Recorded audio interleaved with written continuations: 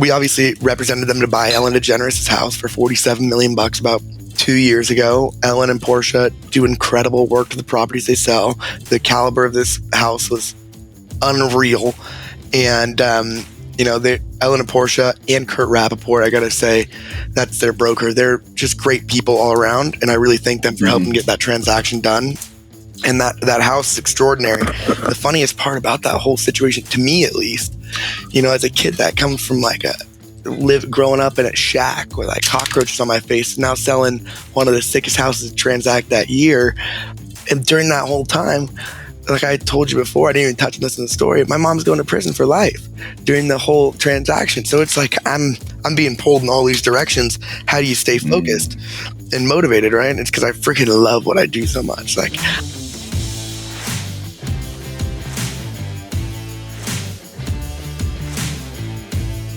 So the question is this: how do most agents find the secrets to succeed in today's competitive real estate market, especially when the top agents are keeping those secrets to themselves? That's the question, and this podcast will give you the answer. Hi, I'm Aaron Amuchastegui, and welcome to Real Estate Rockstars.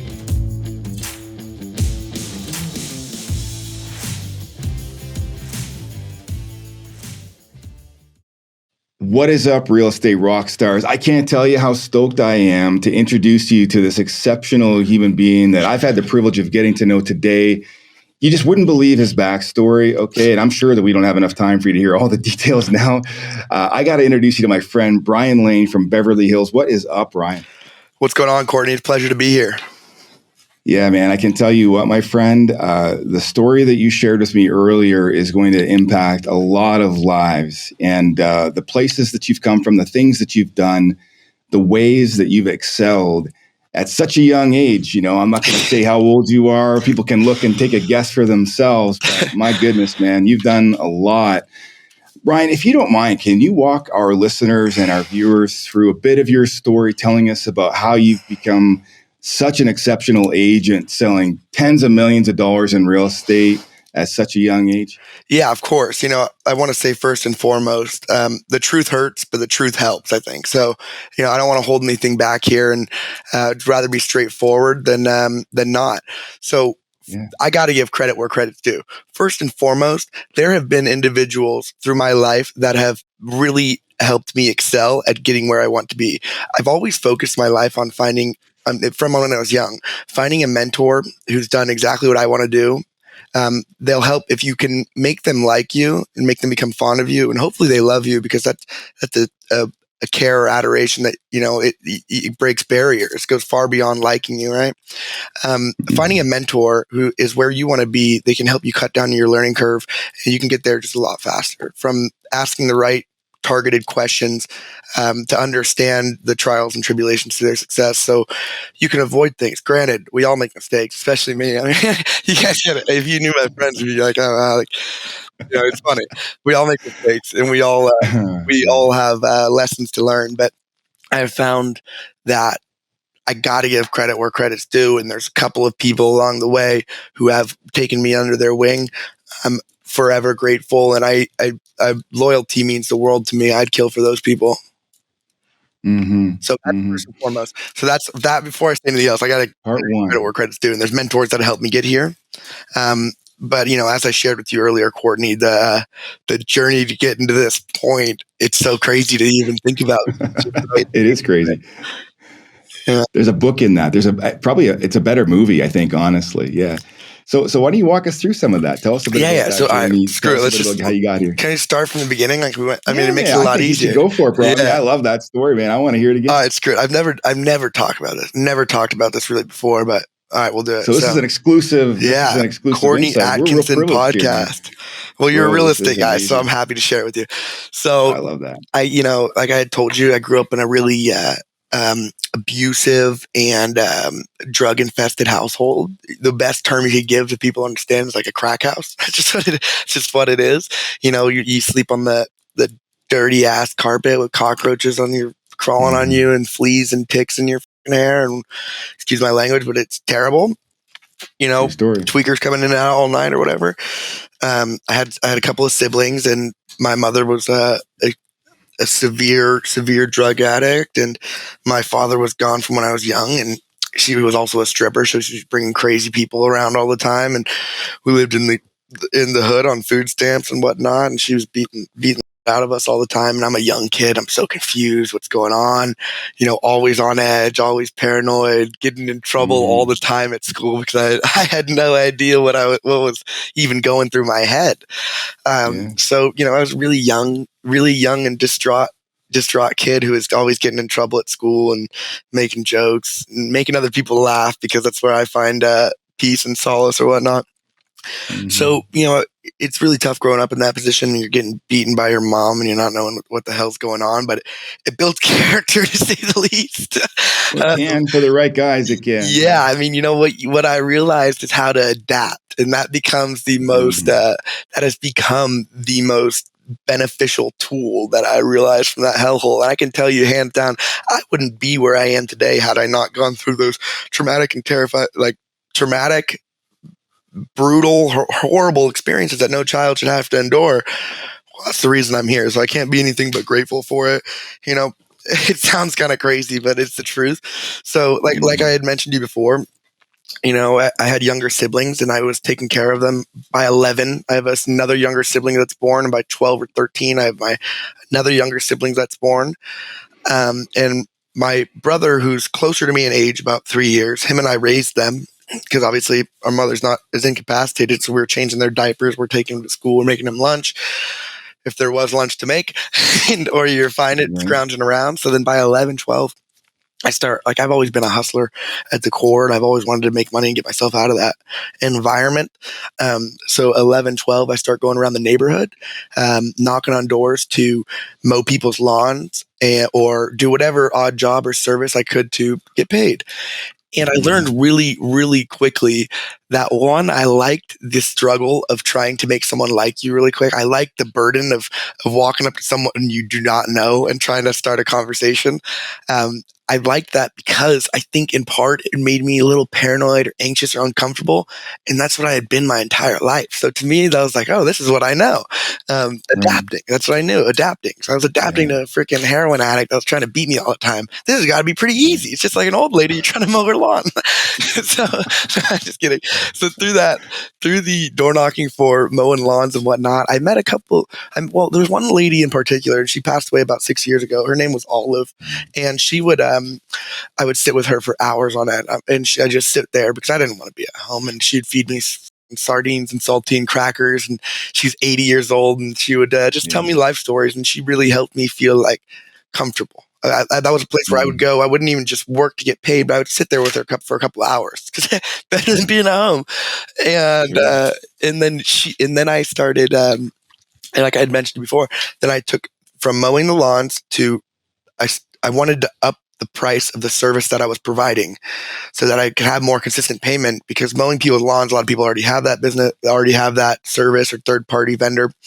So then I started repainting people's curbside addresses because I saw this on YouTube. I'm just going to say something real quick, man. Like that's a lot for a dude that's like 12 to think of. Come on. Like you're like 11, 12 years old thinking, okay, now I got to add another line of service that's going to give me more consistent income at a higher level. Like, it's pretty high level thinking. I know. I got lucky, I think, because I was reading, I was watching YouTube videos and stuff, and I've always been so money hungry. And I know people will look bad upon that term, but I've always seen money as an opportunity out. So that money doesn't buy happiness, but sure as hell can get you out of it. So that's kind of what I thought, right? Yeah, so how do I make more money? That's all I'm thinking about all the time as a kid. So then I start the repainting people's curbside addresses.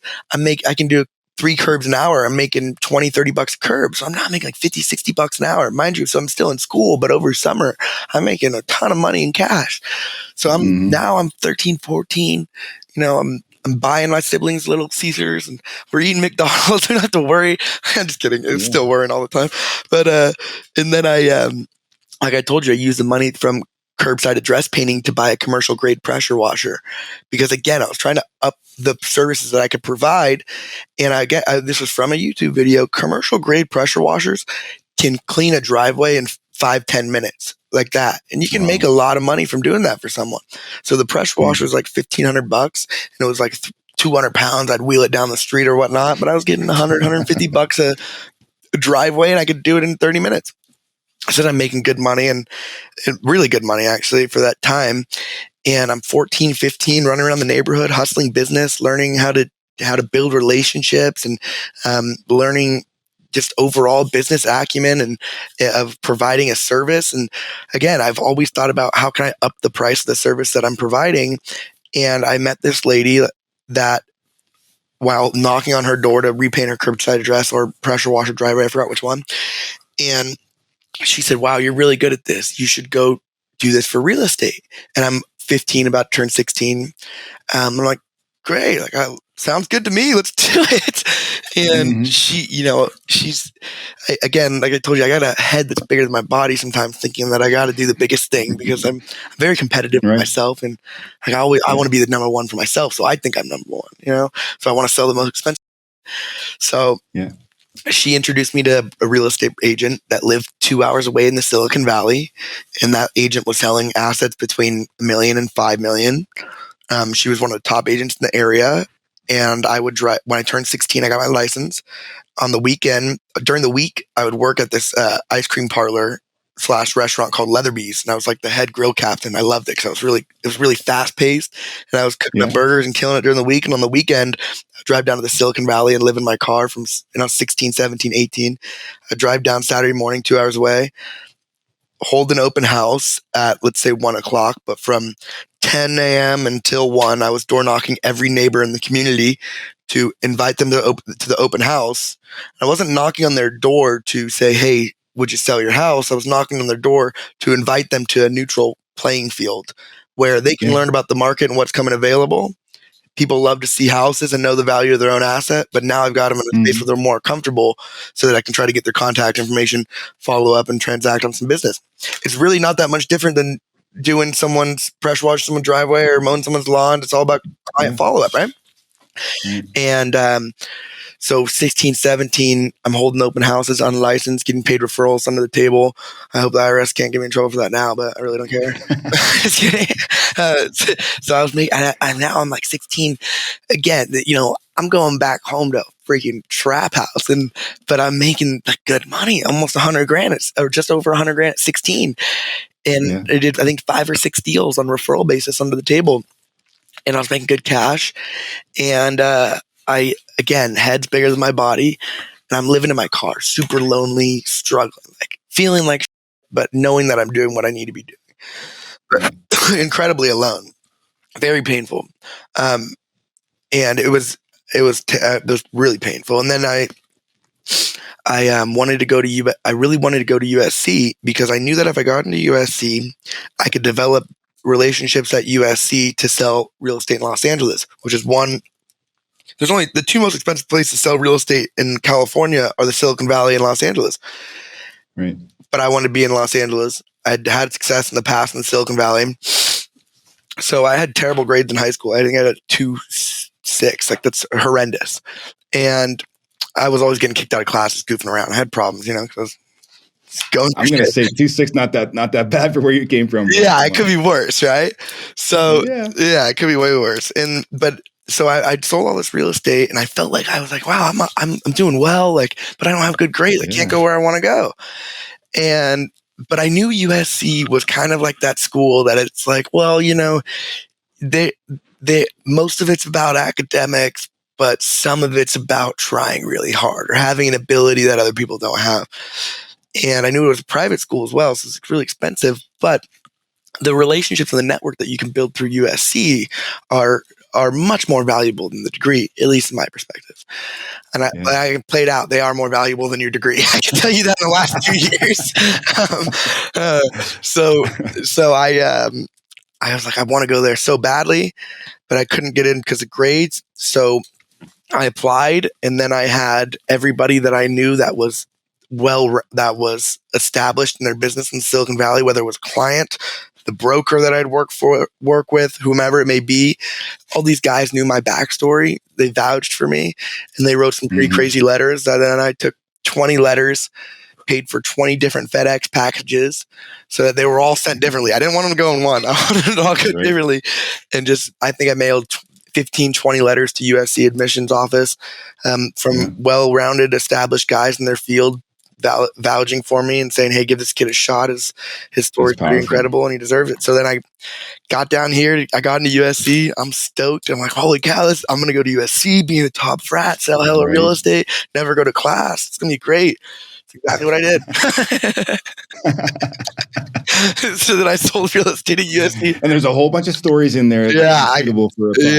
We had a great time. It was fun. So that's basically, I had this goal going to USC and I was able to put myself through there. And I worked with Jade Mills, who's a top broker in LA. She still is the number one. She's a top 5 agent in the nation ever. And she gave me a shot, which I'm really grateful for. She was right after she sold the Playboy Mansion. And she's like, hey, you can come in and work for me while you're at USC. I'll give you a shot and see what business you can develop. And I was doing like 10, 15, 20 million bucks a year while at USC, having a freaking blast, building a bunch of relationships. And then like I told you, I met the guy that I work for now, Bob Safai, who is hands down the most important person in my life. And he's taught me more. I think in LA, he's probably the most respected real estate professional here, or at least one of the 5 as a broker. But I respect him the most. The things I appreciate the most are what he's taught me about being a man and about life. So he's given me a shot, and in the last 3 years, I think we've transacted on just around $150 million in residential real estate. And mind you, he's done another probably $1 billion in commercial real estate. This is just more like I think he cares about me and gave me a shot type thing. Yeah, well, you got a compelling story, and you're a heck of a guy and a great storyteller, by the way. But more powerfully, navigating what you've been through and getting to university, getting your siblings out of the situation that they were in, never mind just yourself. And then you skipped right past the part where you just finished up a sale on Ellen DeGeneres' place. Like, come on. Yeah, that was crazy. You know what's even crazier about that? This is like a whole full circle moment, right? So we worked with that client for about 1.5 years. Wonderful family. And they were so kind to me. And we obviously represented them to buy Ellen DeGeneres' house for $47 million about 2 years ago. Ellen and Portia do incredible work to the properties they sell. The caliber of this house was unreal. And, Ellen and Portia and Kurt Rappaport, I got to say, that's their broker. They're just great people all around. And I really thank them for helping get that transaction done. And that house is extraordinary. The funniest part about that whole situation, to me at least, as a kid that comes from growing up in a shack with like cockroaches on my face, now selling one of the sickest houses to transact that year. And during that whole time, like I told you before, I didn't even touch on this in the story, my mom's going to prison for life during the whole transaction. So it's like I'm being pulled in all these directions. How do you stay focused and motivated, right? And it's because I freaking love what I do so much. Like, I'm so grateful to get to go from living in the ghetto on the floor in a complete to selling one of the sickest houses in the world, but at the same time, then your mom's going to jail, and you're like, what for the rest of her life for beat the shit out of you? How do you really feel about it? It's a lot, man. Confusing, huh?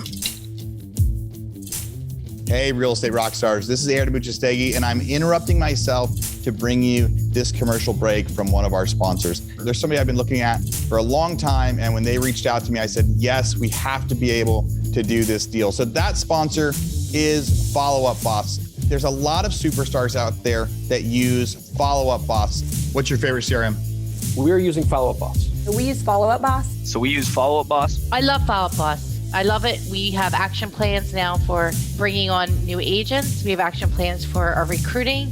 We call them action plans in Follow Up Boss, which will trigger tasks for the agents to do as far as calling. Follow Up Boss I like more for the integrations with everything, MailChimp, Call Action, all those different products. I will say we used Sync, and we switched from Sync to Follow Up Boss. Honestly, the greatest CRM I've ever used. I've used Brivity, Sync. I've looked at Boomtown, like Real Geeks, just a bunch of different ones. But me personally, I fell in love with FUB about 7 months ago when I first started using it. I've used Boomtown. I've used LineDesk. I've used Conversion. And I think Follow Up Boss gives you the most integrations that are simple, and it gives you the best ability to go and integrate large things into one single solitary platform. Yet at the same time, it's still affordable. I do like Follow Up Boss better just because you can text from the app and things like that. It's just a little more convenient for me. It tracks everything that I need. I can customize it if I want. If I want to go smart list based, that's fine. If I want to go task based, it's fine. I think it's one of the best systems, and it's very user friendly.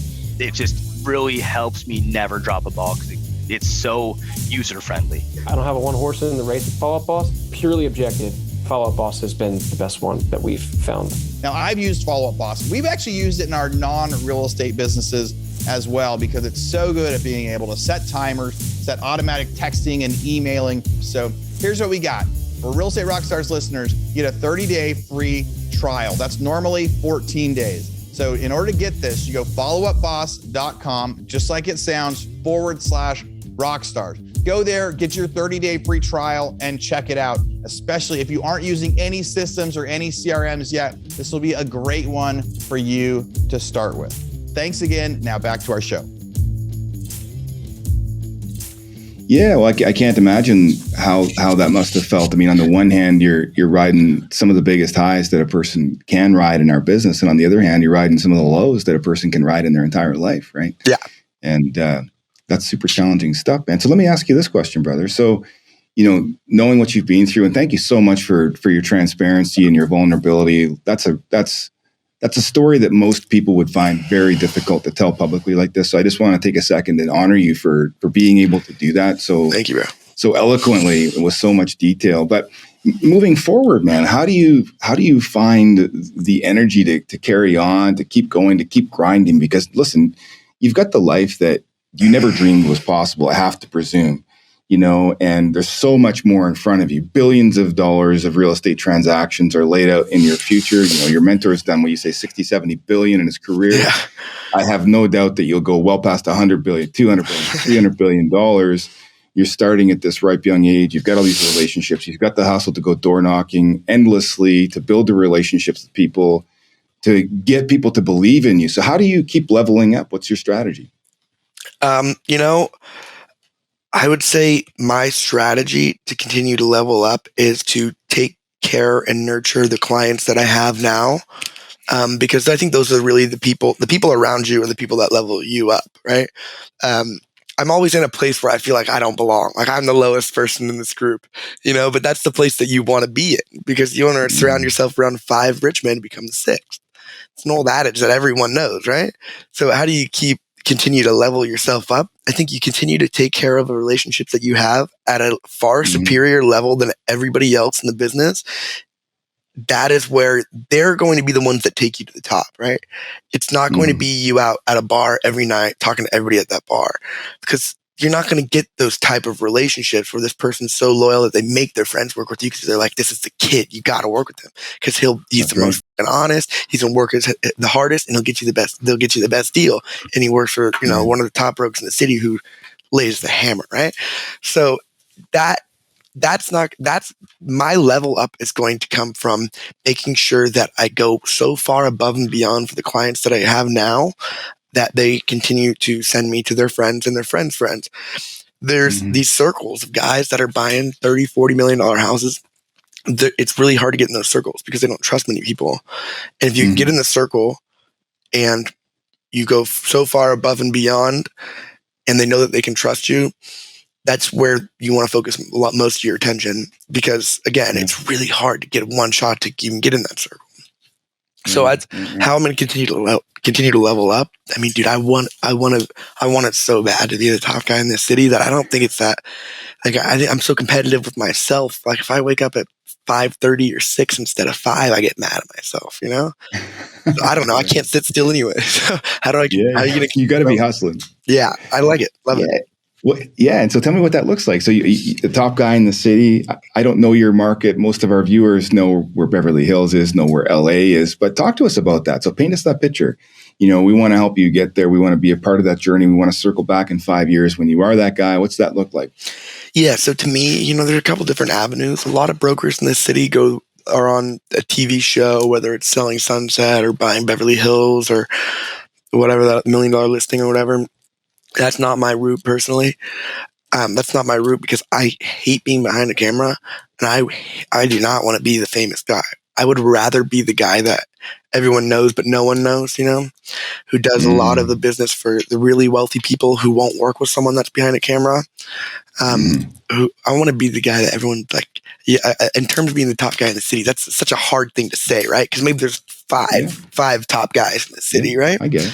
The Kurt Rapports, the Drew Fentons, the Brandon and Rainey's, but they all operate a little differently. And to me, being the top guy in the city is the top people buying houses all know you and want to work with you. The person there's a couple in the residential world.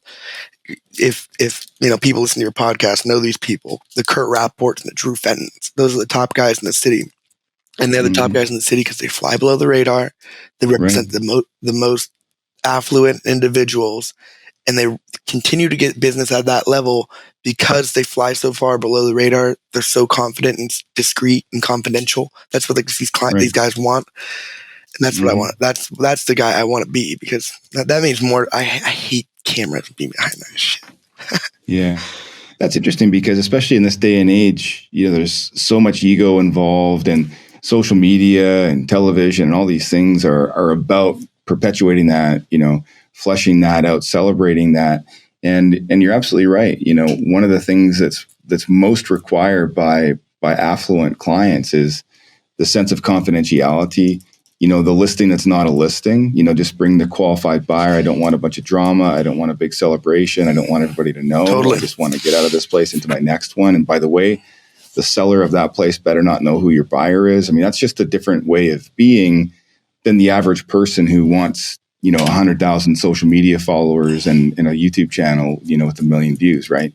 And I think it's cool that as a younger guy, you haven't bought into that. So tell me a bit more about that. How did you become that person in a day and age like this where, listen, I bet you so many of your friends at UFC, that's what they would want. I mean, more than not, right? It's tough. The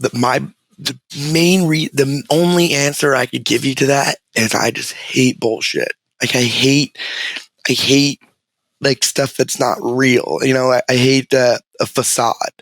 And the reason I hate that is I felt like I've worked so hard to create this real life, this real atmosphere, this really selling these fucking houses, that when someone BS's and everybody applauds them, this is me having an ego, and that's something I try to work on the most. I get like annoyed. I'm like, this kid didn't even do anything, Right. So that's me having an ego, and that's something that I got to work on. But that's part of the reason I don't fall into that social media stuff, is because I think it's all kind of bullshit. I mean, especially like these followers and these guys. Like, dude, if you take any of the guys, if I had 100,000 followers on Instagram or whatever it may be, how many of those guys are buying houses? Probably none of the 100,000. So that's not my guy. My guy, the guys that I want to work with aren't on those sites. And I'll get 100%. That stuff helps you grow your name 1,000%. I have a Instagram, and it's all straightforward. It's all the deals that I do. But I don't think that the really wealthy people that are buying houses north of 20 and 30 million, those guys don't want to deal with someone who's BS or puts up a front or a facade or is basically an actor more than a real estate professional. These guys have made a lot of money being very sophisticated and analytical with other people's money and growing these funds, that they don't want someone to represent them to buy a $30 million house who's a bullshitter, who's putting on a facade. So that's not me. 100%. I think that's why I think that's why a lot of these guys like me, especially the tech guys. Because, I say something that's maybe I shouldn't say sometimes, but it's pretty straightforward. No one's beating around the bush. Real Estate Rockstars, this is Aaron Amuchastegui. Thank you for letting me interrupt for a second. I've got something really, really important to talk about. You know how last year we kept talking about that mastermind? What is the mastermind? What are we talking about with that mastermind? Last May, there was like 60 or 70 people of you listeners that had never met, flew out to Austin, Texas. We all hung out at this awesome event center, and we spent a couple days with some great guest speakers talking about skills and strategies to succeed in real estate. And then we had these mastermind tables where everyone rotated, everyone got to meet everybody, everyone got to provide value. Some of the agents there had only done 1 or 2 deals ever. Some of the agents there had done hundreds of deals, and they all got to interact and help each other build their business and build their strategies. And I've heard so many stories of friendships that came from that, referrals that have come from that. There were 6 or 7 people at that one that heard me talk about doing an Ironman, and we all did an Ironman together in North Carolina last month, and we had never even met before the podcast live. So it's been such a cool experience. I would love it for you guys to come.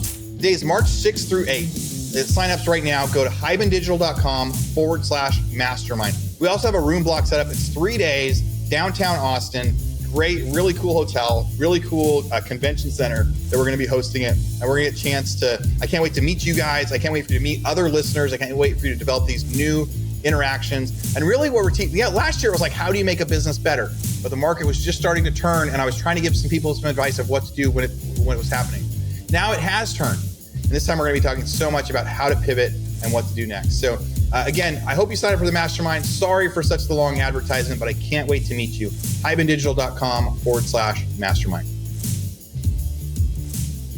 No, that's powerful. I mean, they're working with somebody with tremendous energy and tremendous commitment to the best outcome for the client. And they sense that in you, I'm sure, all those things that you've just said. I have a question that I think our viewers and listeners would love to hear about, because you're working with some very sophisticated, wealthy people on these properties, $10+ million with fair degrees of consistency. How are you typically finding these people? And I have a follow-up question for that, just for you to think through. So the first one is how do you find those people? And then the second thing is, what are maybe 1 or 2 things that you think are unique about servicing those relationships compared to maybe somebody that's buying in the kind of $1 million to $5 million range? Good question. So first and foremost, how are you finding those people? There's a saying that my broker always says to me: deals beget deals. You do a deal, you get more deals. If you market that deal correctly, you definitely get more deals. So, a lot of it, like I told you, like I was mentioning, it comes from the referral aspect from these people. You go so far above and beyond to take care of them that they want their friends to work with you because they know that you'll take such good care of them. And when you refer out a friend, you're essentially vouching for the third party that you're referring them to. And at this level, they have to be so timid about where they refer people to. So that is why I think it's very important to go so far above and beyond for your clients. The top agents in this city, they probably wouldn't work with some of the buyers that I work with. And the reason that they wouldn't is because they're just trying to close a deal, sell a house. They're trying to make a deal. They're not trying to they're not necessarily willing to go through the 12, 16 month long burn to find the asset that person loves the most at the best price. Right. They're just trying to close a transaction. And because I feel like I operate more on longevity than my mind is all about longevity. So by example, if I have a guy that's looking for a $30 million house, and let's say there's a house listed for $45 million and it's overpriced. Let's say it's worth probably in the range of 30. Maybe it's worth 32, maybe it's worth 33, but they're asking 45 for it. Look, the house, I would tell them straightforward, the house, I think the house worth in the range of 30. If you pay 35, I think you're paying a premium. And I think given where interest rates are going, I'm not certain because I'm not a genie, but given where interest rates are going and the new ULA tax that's being imposed in LA, which is 5.5% transfer tax north of 10 million. That's $1.7 million tax on a $30 million house.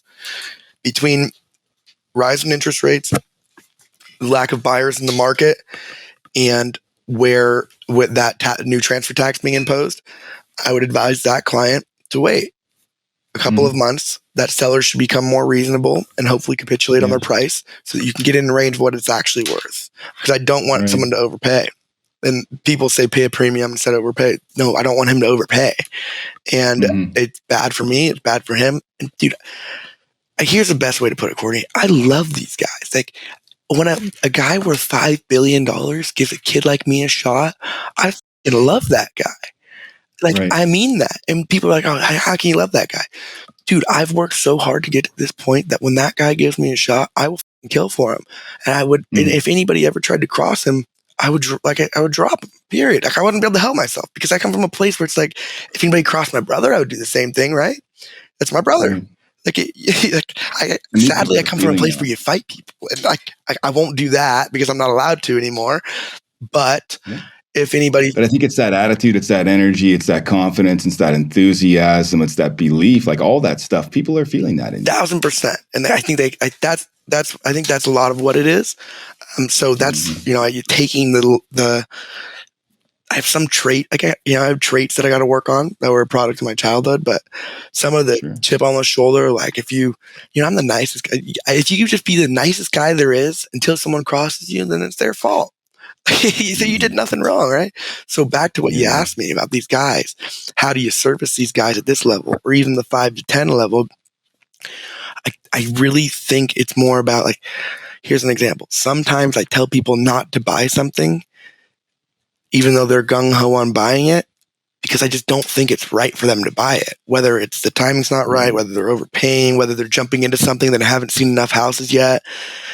That stuff is real, and I think a lot of people are just out to make the transaction. I'm not out to make the transaction. I'll meet with someone for 2 years and cold call everybody in that neighborhood until they find the house that they love and at the right price. And that's it's a little bit easier for me to do, or for anybody in a bigger, higher sale price market, right? Than a lower sale price market, because the attention to each client that you give or the time. But the best way I've found to service these guys is to go so far and above and beyond. Like I told you before, cold calling every owner. And people think it's crazy. Like I've broken into $30 million houses before. I'll give you a funny short story. So it's really short, but here's an example of how you can service those guys, or even the $5 to $10 million guys. There was a house I knew one of these guys wanted, or I knew he would actually, he'd never expressed that he wanted it, but I knew he'd want it because I know what he wants. So, and it's owned by someone who's huge in the talent business, really tough guy to get in touch with, nearly impossible. The house is probably worth in the range of $50 million. So I kept calling him and FedExing him packages and doing my thing, right? And he wouldn't get back to me, and I was pissed. And you FedExed him a cell phone, didn't you? Yeah, I should have called me back, bro. And so I had hit him so many times. I'm surprised he didn't get back to me and just at least tell me to off, right? So then I go to his. This is funny. I go to his gate, and he has a call box, and you ring it. It's a long private driveway up to this hilltop with explosive views. It's like an amusement park, right? I go up to the gate and I ring it, and they're like, hello, and I just pretend like I couldn't speak English. I was like, package. And they're like, just leave it at the gate. I was like, package.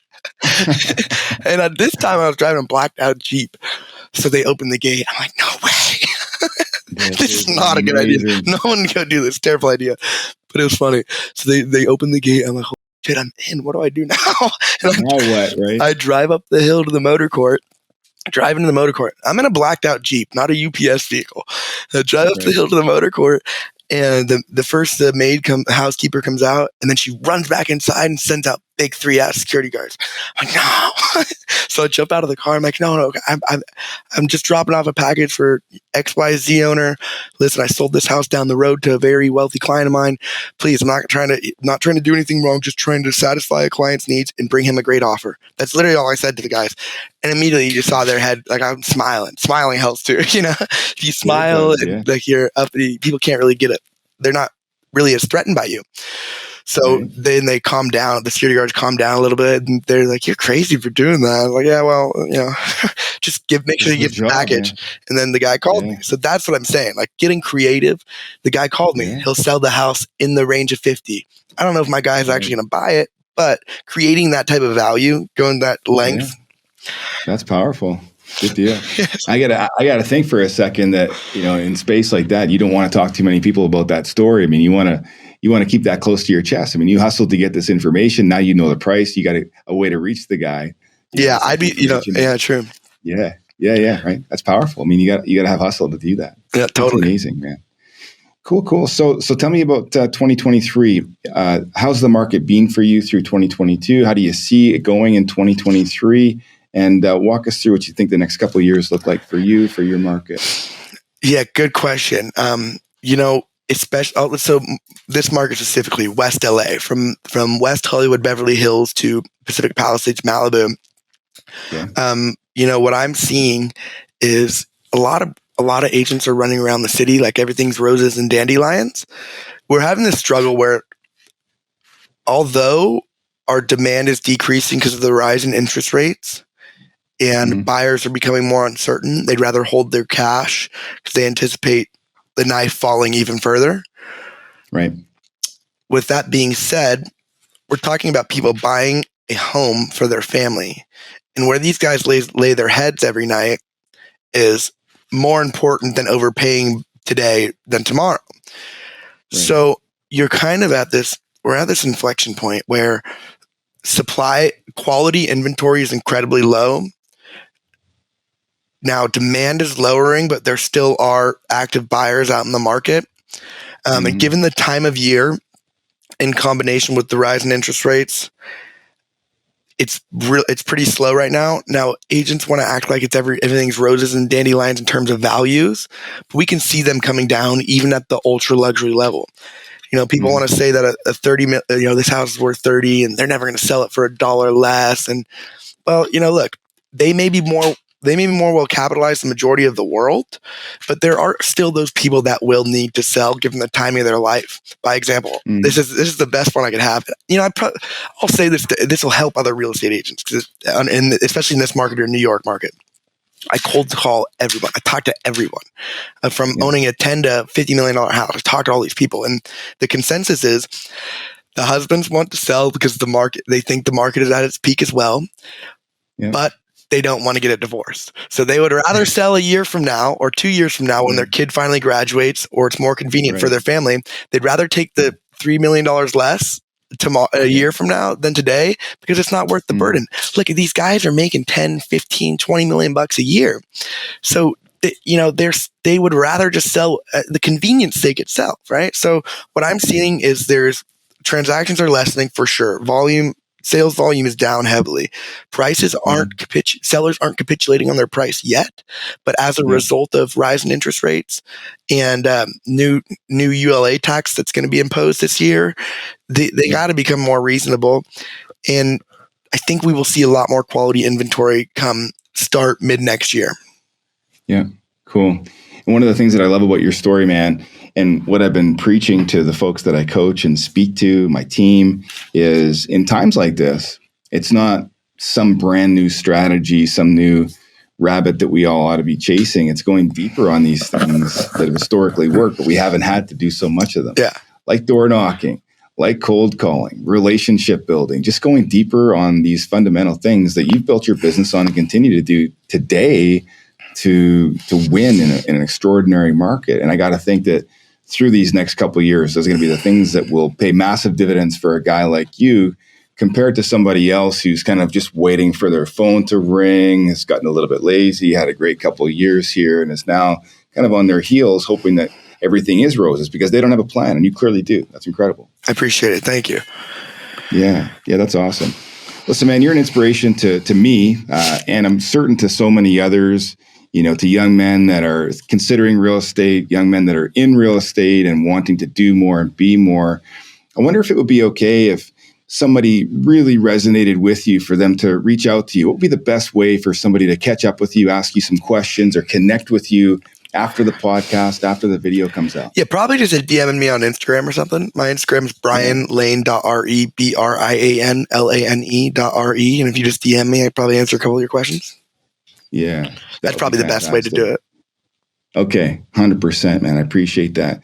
Brian, there's so much more that we could talk about, but I know time's short for you. You got a busy day ahead of you. I want to say thank you. I want to really just tell you how great it's been getting to know you and for sharing your story in such detail. Thank you. Thank you so much, Courtney. All of us here. Yeah. Real Estate Rockstars appreciates you, man. Dude, everyone appreciates Real Estate Rockstars. You guys do a great job of helping guys like us maneuver through the business. It goes back to what I was saying about cutting down someone's learning curve to help them get there. Yeah. You guys are the kings of that. Appreciate you, brother. Thank you so much. Of course. Thank you, Courtney. All right, Real Estate Rockstars, this is Aaron Muchastegui jumping in again to thank you for listening to the show. Hopefully you guys loved listening to that one. And I want to make sure that you know about all of the extra resources that we have. And also, we need your help. They say podcasts are free. You get to listen to podcasts for free. But what is the cost of that podcast? I would say if I could beg you to pay anything for that podcast, I would say the cost of the podcast is going and giving a review. So whether you download it on Google or Apple or YouTube or anywhere else, please go give us a review. Say what you liked, what you didn't like. It helps us get better guests. The more reviews, the higher we get in the rankings. Right now, we are the biggest podcast out there for real estate agents, and we want to keep that spot because we know there's lots of podcasts out there. So go give us a review. Also, be sure to go to hibandigital.com. If you liked any of the resources that those real estate agents talked about, we've got a huge video vault of those resources for free. Every penny that comes on the podcast that we interview, they give us something that helps them get their deals or helps them work with their clients. And we put that in the toolbox in our vault for you. So go to hibandigital.com and you can get it. If you're looking for real estate education, go to rebusuniversity.com. We have all sorts of courses in there to help agents succeed in real estate, how to get the listing, how to negotiate deals, how to become an investor, all sorts of different stuff, rebusuniversity.com.